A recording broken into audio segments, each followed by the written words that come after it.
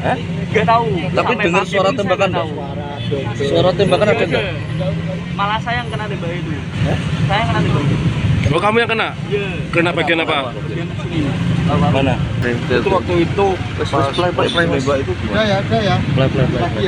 Play. Kasus polisi tembak pelajar SMKN 4 Semarang Gero memakan pula 2 korban lainnya yakni AD dan SA.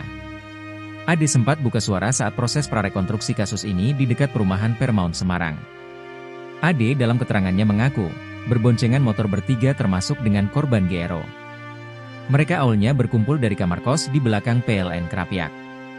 Lantas bertolak ke Gunung Pati untuk melakukan tawuran. Ketika ke tempat lokasi, AD mengaku mereka membawa senjata tajam.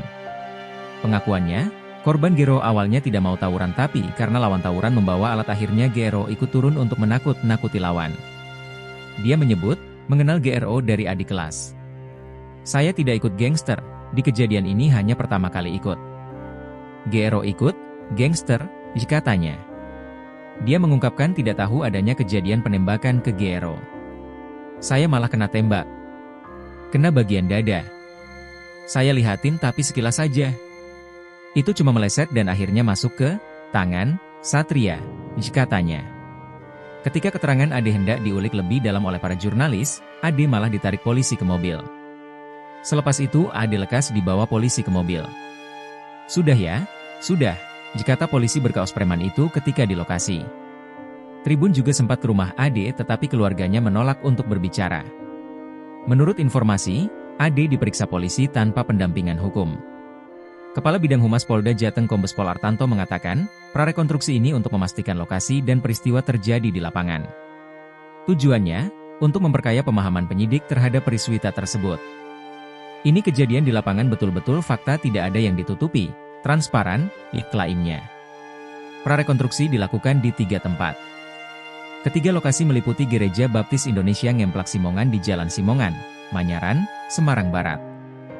Jarak lokasi ini ke perumahan Paramount sekira 450 meter.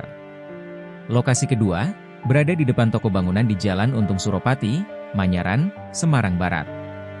Adapun lokasi ketiga di depan Alfamart Candi Penataran, Jalan Candi Penataran Raya, Kalipancur, Ngalian.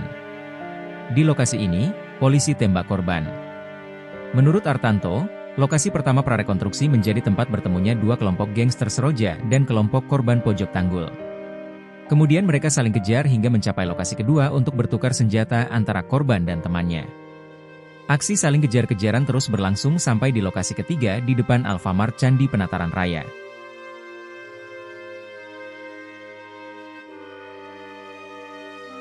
Download Tribun X sekarang, menghadirkan lokal menjadi Indonesia.